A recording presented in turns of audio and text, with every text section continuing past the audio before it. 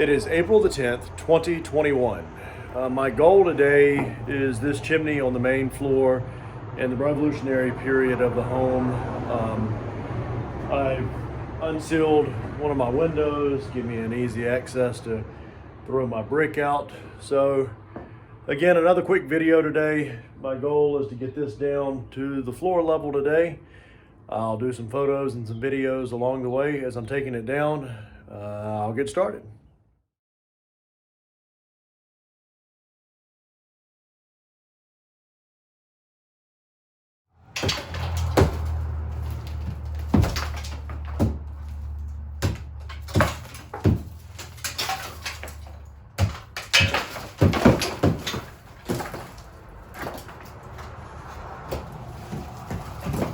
And I'm trying not to let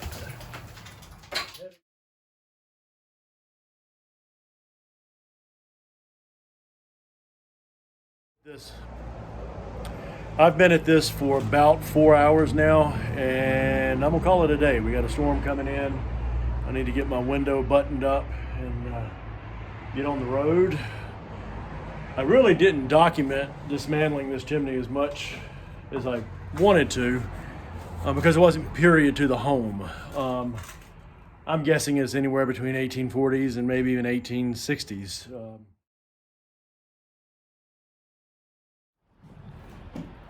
It's Sunday, April the 11th. I'm back at Bannistertown Tavern this afternoon. Gonna finish up what I left yesterday.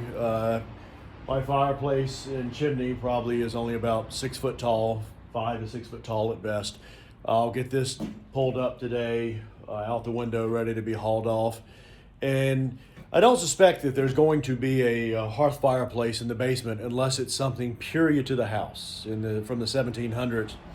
When this was rebuilt, there's no flue that would have tied the fireplace from the basement to the new chimney and fireplace once this was moved inside. So I can only assume one or two things. When this chimney was put in, they put stoves in this house. So instead of cooking from an open fire, they started cooking from small cook stoves, and they heated their home with stoves as well. Or there was a summer kitchen on this property still that was being utilized for cooking purposes. So I'm still hoping that once the house comes up and I'm able to dig out the basement that was filled in, maybe I'll find remnants of where there was an original hearth fireplace down there and give me an idea of how to rebuild the one that I plan on doing when I rebuild this home.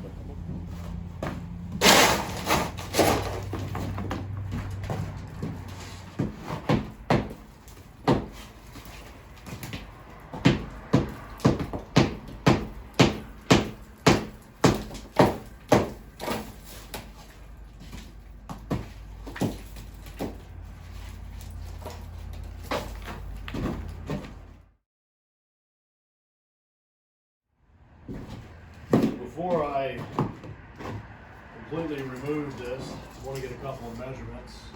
Even though it's not original to the home, it's still something that's worth documenting.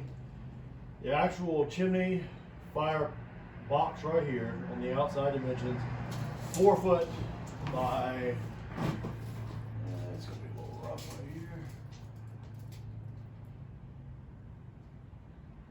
4 foot by 2 foot and 2.5 inches. So 4 foot by 2 foot and 3.5 inches. So 27.5 inches altogether. So again, it's 4 foot across by 27.5 inches. The inside of the chimney here, even though it narrowed as it went up, is roughly 30 to 30.5 inches by about 15.5 inches.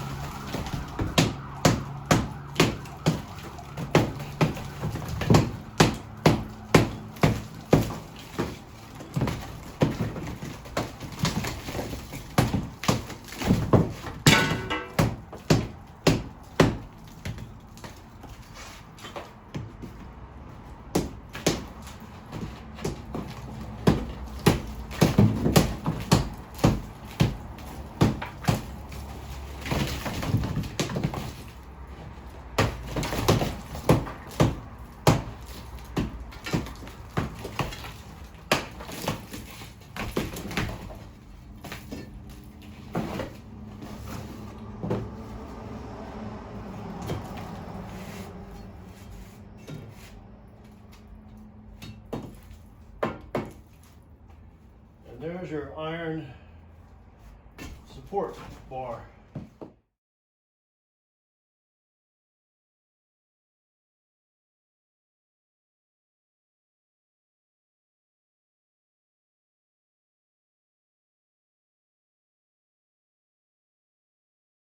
It's now 2:30.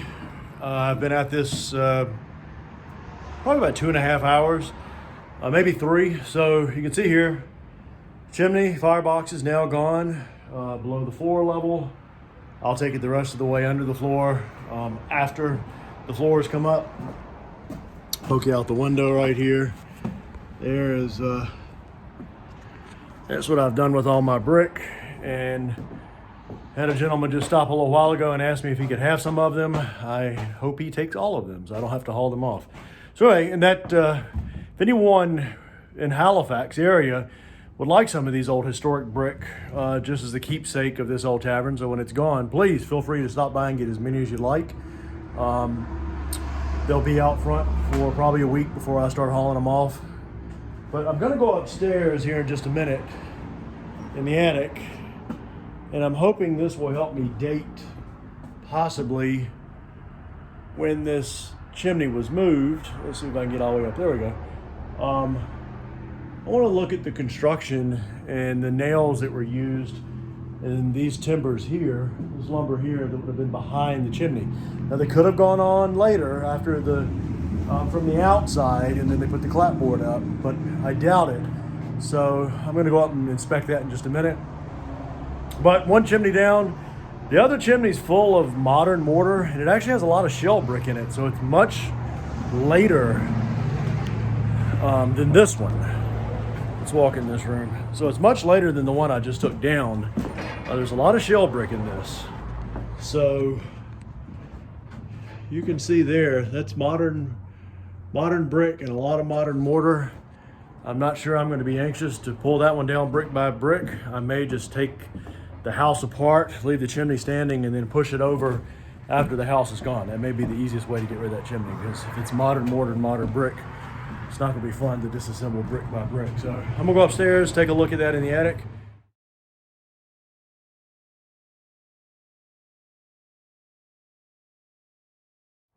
So I just went up in the attic and looked at these 3 pieces of lumber.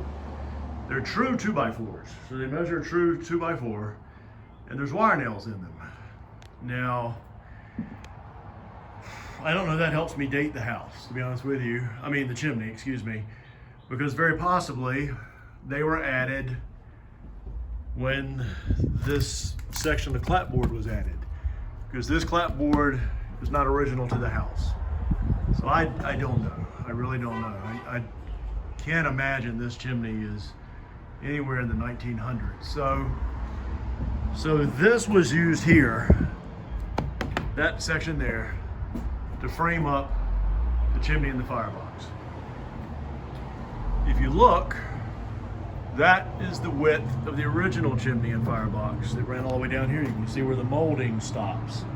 It stopped over there as well. I've already removed that molding. So, and up at the top, you can see what used to have mortise and tenon joints on each side that are now gone, and some very rough timber was put in its place. These are still mortise and tenon, and so are the ones beside it. You can actually see a mortise joint over there at the top of that. So maybe this thing had a chimney fire at one time. I don't see any evidence. Well, there was a ton of black soot in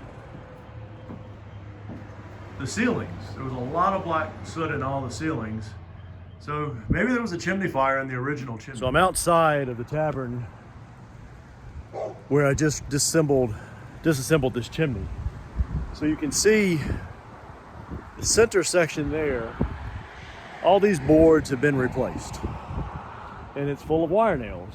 So the 2x4s that are on the inside that would have been bracing behind the chimney, my assumption is probably went up when this clapboard here went up to give it something to nail into. They had to have something to nail to hold that clapboard up.